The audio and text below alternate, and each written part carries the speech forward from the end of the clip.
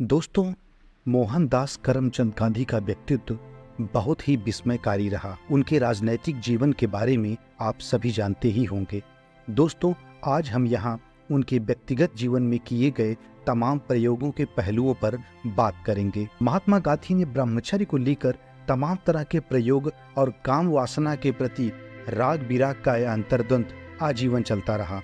महात्मा के जीवन का यह विवादास्पद पहलू हमेशा उनके साथ जुड़ा रहा। गांधी जी का पूरा जीवन वासनाओं के संघर्ष के खिलाफ बीत गया। गांधी जी ने 1906 में पूर्ण ब्रह्मचारी बनने के लिए आजीवन ब्रह्मचर्य का व्रत लिया था, लेकिन उनके आचरण ने उनके समकालीन और इतिहासकारों को समान रूप से चकित कर दिया, क्योंकि वे जानते थे कि ब्रह्मचर्य व्रत के बावजूद गांधी ने अपने पूरे जीवन में अविवाहित महिलाओं, युवा और सुंदर लड़कियों, यहाँ तक कि अपनी भतीजी तक के साथ विवादों में घिरे रहे। मोहनदास गांधी के जीवन में दर्जनों महिलाएं थीं, लेकिन विदेशी और कई भारतीय जिन्होंने उनके ब्रह्मचर्य के प्रयोगों में भाग लिया, जिसमें उन्हें नग्न मालिश देना, उनके साथ नग्न स्नान करना और नग्न सोना भी शामिल था। दोस्तों, ये सारी गतिविधियां समानांतर रूप से चल रही थीं, जबकि गांधी जी उस समय सक्रिय रूप से आजादी के आंदोलन का नेतृत्व कर रहे थे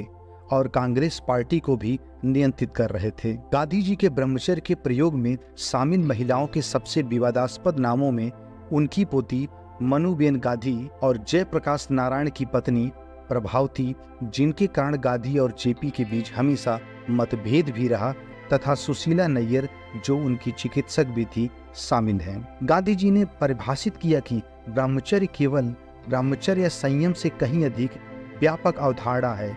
यह एक संपूर्ण दर्शन और एक नैतिक अनिवार्यता है, जिसका पालन विचार, वचन और कर्म से किया जाना चाहिए। जबकि दोस्तों, ब्रह्मचर्य का अर्थ होता है सात्विक जीवन बिताना, शुभ विचारों से अपने वीर का रक्षण करना, भगवान का ध्यान करना और विद्या आदि ग्रहण करना। जबकि गांधी जी के सिद्धांत इससे बिल्कुल अलग थे। तो यदि ब्रह्मचर्य का नैतिक महत्व था, तो क्या यह नैतिक था कि एक व्यक्ति अपने ब्रह्मचर्य के प्रयोग के लिए एक 17-18 साल की लड़की, जो कि उसकी पोती थी, के साथ नग्न सोएं, नग्न स्नान करें, उसके शरीर की नग्न मालिश दें, बिना यह सोचे कि इस प्रयोग का उस लड़की के जीवन पर क्या प्रभाव पड़ेगा। दोस्तों, यदि गांधी जी का वास्तव में यह आशय था कि ब्रह्मचर्य एक नैतिक अनिवार्यता है, तो क्या यह उचित था कि जयप्रकाश नारायण की पत्नी को अपने पति से अलग रहने तथा उनके ब्रह्मचर्य प्रयोगों में भाग लेने के लिए कहें? दोस्तों, अगर नैतिकता की ही बात करें, तो क्या गांधी के लिए मनुबेन गांधी को अपने साथ नोआखली ले जाना, उनके साथ ब्रह्मचर्य के अपने प्रयोगों को जारी रखना कहाँ तक नैतिक था, जहाँ पर मुस्लिमों द्वारा एक तरफा हिंदू नरसंहार किया जा रहा था, इस्लामिक आतंक जहाँ पर चरम पर हों, जबकि गांधी और वहाँ हिंदू मुस्लिम शांति के मिशन पर जा रहे थे, जिसमें पहले से ही हजारों निर्दोष हिंदू लोगों की जान जा चुकी थी। जब मौत उनके चारों ओर थी और हर जगह दंगे हो रहे थे, ऐसे में अपनी यौन इच्छाओं और मनुबेन के साथ प्रयोगों पर कैसे कोई ध्यान केंद्रित कर सकता था? दोस्तों, गांधी का ऐसा आचरण स्वतंत्रता आंदोलन के प्रति उनकी गंभीरता पर भी गंभीर संदेह पैदा करता है। लाखों भारतीय प्रतिदिन दिशा निर्देश के लिए उनकी ओर देखते थे और गांधी जी अपनी यौन इच्छाओं से ग्रस्त प्रतीत होते थे। अपने आसपास की सभी महिलाओं के साथ प्रयोग करना और अपने आश्रम में अन्य लोगों के यौन जीवन को नियंत्रित करने की कोशिश करना गांधी जी की आदत बन गई थी। अंग्रेजों से लड़ने वाले सभी स्वतंत्रता सेनानियों में से गांधी ही एक ऐसे मात्र व्यक्ति थे जिनके जीवन में इतना अधिक विचलन था। ऐसा लगता है कि किसी और के जीवन में कोई अन्य समानांतर गतिविधियां नहीं चल रही थी। सबका फोकस दोस्तों उस समय भारत की आज़ादी पर था, चाहे विनायक सावरकर हों, सुभाष चंद्र बोस, वल्लभ भाई पटेल, तिलक, गोखले या अनगिनत अन्य स्वतंत्रता सेनानी। स्वतंत्रता की ओर ले जाना ही उनका लक्ष्य था और कुछ नहीं। लेकिन अगर आप गांधी के लेखन और पत्रों, उनकी दैनिक दिनचर्या को देखें, तो स्वतंत्रता संग्राम का नेतृत्व करना उनका अंशकालीन काम लगता है। उनका मुख्य काम उनकी यौन गतिविधियों और महिलाओं के साथ प्रयोगों के इर्द गिर्द ही लगता है। दोस्तों, भारत के आजादी के संग्राम के दौरान गांधी जी के दैनिक आचरण और गतिविधियों को देखकर कोई भी यह पूछने पर मजबूर हो जाता है कि क्या उन्हें नैतिकता का अर्थ भी पता था या उन्हें बस अपनी सुविधा के अनुसार परिभाषित किया उन्होंने। ताकि वे युवा और मासूम महिलाओं पर अपनी कामुकता का प्रयोग कर सकें। साथियों, गांधी और गांधीवादियों के लिए नैतिकता पर और प्रश्न पर भगवत गीता में श्री कृष्ण जी कहते हैं, यद दा चरित्र श्रेष्ठस्त देवत्तरो जनः स यत प्रमाणम कुरुते लोकस्त धनुवर्तते। अर्थात आम लोग महान लोगों के पद चिन्हों पर चलते हैं। श्लोक के पीछे यह विचार है कि एक महान व्यक्ति अपने आदर्श कार्यों से जो भी मानक स्थापित करता है उसका अनुसरण पूरी दुनिया करती है। गांधी जी ने जीवन भर दावा किया कि वे गीता का अनुसरण करते हैं। अगर वे गीता में कही गई किसी बात को समझते भी थे तो अगर हर कोई उनके प्रयोगों के तरीकों का अनुसरण करने लगता है तो पूरे देश में किस तरह से की अराजकता फैल जाएगी ये आप अच्छी तरह जान सकते हैं। यह एक विचारणीय प्रश्न है। दोस्तों, गांधी जी ने मधुबेन को अब उनकी माँ कहा था।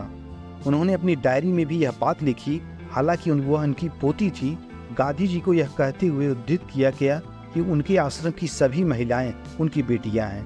तो दुनिया के किस देश और किस धर्म में किसी पिता या माता ने अपनी बेटियों के साथ ब्रह्मचर्य का प्रयोग किया है? जब उन्होंने फैसला किया कि अपनी बेटियों के साथ नग्न सोना, उन्हें अपने साथ नग्न स्नान करना, यहाँ तक उन्हें नग्न मालिश देना ठीक है, तो उनका नैतिकता कंपास कहाँ है? यह सब सुन के उस समय के गांधीवादी भी परेशान थे। लेकिन गांधी जी का व्यक्तित्व इतना विराट था कि कोई भी कुछ बोलने की हिम्मत नहीं करता था, सिवाय सरदार पटेल और विनोबा भावे के। नेहरू जी के दूर दूर तक इसमें कोई कमेंट नहीं हुआ, क्योंकि नेहरू जी खुद ये सब खुलेआम करते थे। उनकी अय्यासियां तो सारा देश जानता है। खैर, महात्मा गांधी के बेशर्म ब्रह्मचर्य प्रयोग चलते रहे। गांधी जी ने साल 1906 में ब्रह्मचर्य का व्रत लिया था, लेकिन गांधी ने 1920 में सुबह और शाम की सैर के दौरान युवा महिलाओं के कंधों पर हाथ रखकर उनके साथ चलना शुरू कर दिया। उन्होंने उन्हें अपनी वॉकिंग स्टिक कहा, जैसे कि उनके लिए कोई वास्तविक वॉकिंग स्टिक के लिए पुरुष के कंधे उपलब्ध नहीं थे। यह केवल यह दर्शाता है कि उन्होंने अपने आसपास के लोगों को मूर्ख बनाने और उन्हें संरक्षण देने के लिए अपनी चालों का कितना प्रभावी ढंग से इस्तेमाल किया। दोस्तों, साबरमती आश्रम में अपने निजी सचिव प्यारेलाल की आकर्षक बहन सुशीला नायर, जो कि उनकी निजी चिकित्सक भी थीं, के साथ नग्न स्नान को लेकर आश्रम में कानाफूसियों का दौर शुरू हो गया। आश्रम वासियों का आरोप था कि महात्मा मर्यादाएं तोड़ रहे हैं। उनका ऐतराज इस बात पर था कि सुशीला उन्हें स्नान कराते वक्त खुद भी स्नान करती हैं और तब गांधी उनकी साड़ी ओढ़ लेते हैं। गांधी के अपने शब्दों में, जब सुशीला उनके साथ नग्न होकर स्नान करती थी तो वे आंखें बंद कर लेते थे। गांधी जी को कई बार इस मामले में सफाई भी देनी पड़ी। आश्रम प्रबंधक की पत्नी कंचन शाह ने उनके सामने अनिच्छा से कपड़े उतारे ताकि उन्हें बुरा न लगे, लेकिन फिर भी वह उनके साथ 1 घंटे से ज्यादा नग्न नहीं हो सकी और वे इन सब से दूर हो गई, जिस पर गांधी जी ने कहा कि वह प्रयोगों के लिए उपयुक्त नहीं है। गांधी जी को यह मांग करने में कोई शर्म नहीं थी कि दूसरे लोग अपनी पत्नियों को अपनी बहनों की तरह माने, बल्कि उन्हें अपने पास भेजें ताकि वह उनके साथ नग्न होकर सो सकें, उनके नग्न होकर मालिश करने के लिए कह सकें और उनके साथ अन्य प्रयोगों में उनकी मदद कर सकें। क्या हमने दुनिया के इतिहास में गांधी जैसा दुस्साहसी और अनैतिक व्यक्तित्व देखा है? दोस्तों, अपने आश्रम के मैनेजर मुन्नालाल शाह को लिखे एक पत्र में गांधी जी ने लिखा कि आभा मेरे साथ मुश्किल से 3 रातें सोई, कंचन सिर्फ 1 रात सोई। बस इतना ही कहा जा सकता है कि वह मेरे पास सोने के लिए मेरे प्रयोगों में शामिल थी। गौरतलब है कि कंचन मुन्नालाल की पत्नी थी, जबकि आभा गांधी के पोते कनू गांधी की पत्नी थी। दोस्तों, गांधी जी ने अपने पिता की मृत्यु के समय को भी अपनी दोहरी शर्म के रूप में लिखा है। जब उनके पिता बीमार थे तो गांधी नियमित रूप से उनकी देखभाल करते थे, जैसे घाव पर पट्टी बांधना और रात में उनके पैरों की मालिश करना। साथियों, उस समय उनकी पत्नी गर्भवती थी, यानी कस्तूरबा बाई। गांधी जी आगे लिखते हैं कि हर रात जब मेरे हाथ पिता के पैरों की मालिश करने में व्यस्त थे, मेरा दिमाग बेडरूम में घूम रहा था। गांधी ने यह भी याद किया कि कैसे वह अपने पिता के अंतिम क्षणों में उनके साथ नहीं हो सके, क्योंकि वह अपनी पत्नी के साथ यौन संबंध बनाने के लिए उनके बेडरूम में चले गए।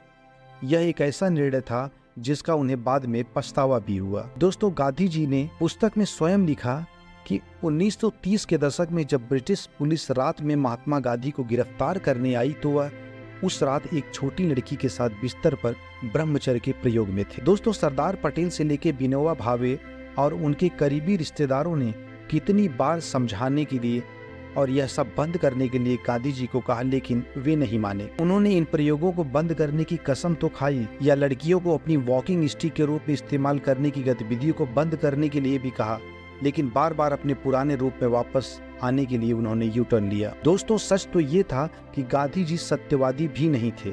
गांधी जी के झूठ हर जगह फैले हुए हैं। दोस्तों, 19 अगस्त 1955 को मोरारजी देसाई द्वारा जवाहरलाल नेहरू को एक पत्र में लिख के कहते हैं कि बंबई में मनु एक अस्पताल में किसी अज्ञात रोग के इलाज के लिए भर्ती है। उनसे मिलने के बाद मोरारजी ने लिखा कि मनु की समस्या शरीर से अधिक मन की है। लगता है वह जीवन से हार गई हैं और सभी प्रकार की दवाओं से उन्हें एलर्जी हो गई है।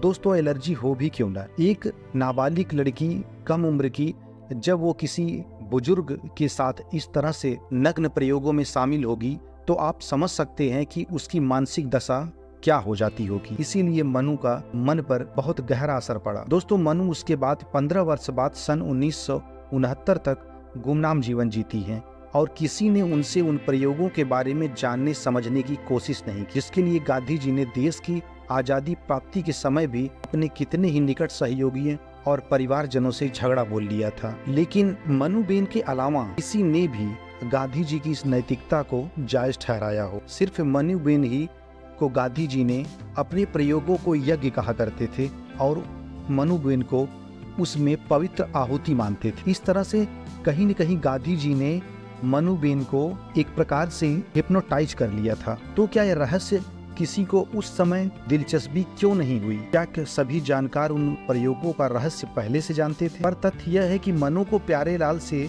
विवाह न करने देकर गांधी ने केवल अपनी मर्जी चलाई थी। इस बात का कितना संबंध किस बात से था, यह विधाता ही जानते हैं। दोस्तों, ये तो अच्छा हुआ कि 30 जनवरी 1948 को बिरला हाउस में महान नाथूराम गोडसे जी ने गांधी को गोली मार के मुक्ति दे दी। नहीं तो गांधी जी अभी तक न जाने कितने ब्रह्मचर्य के प्रयोग करके देश और समाज और मानवीय रिश्तों को कलंकित कर रहे होते। और वैसे भी मुस्लिम तुष्टीकरण का रोग गांधी जी को हो चुका था, जो भारत देश के लिए बहुत ही घातक था। और आज भी कांग्रेस पार्टी उसी तुष्टीकरण की नीति पर चल रही है। तो दोस्तों, अब ऐसे में गांधी को महात्मा कहना या राष्ट्रपिता कहना, ये निर्णय मैं आप पे छोड़ता हूँ। तो दोस्तों, ये था गांधी के जीवन का वो स्याह पन्ना जिसे आपने देखा। दोस्तों, वीडियो में दी गई जानकारी उन पर लिखी तमाम पुस्तकों और मधुबेन की लिखी डायरी पर आधारित है। आप अपने विचार कमेंट बॉक्स में जरूर दीजिएगा और वीडियो अवश्य शेयर करिएगा। धन्यवाद। जय हिंद, जय भारत, वंदे मातरम।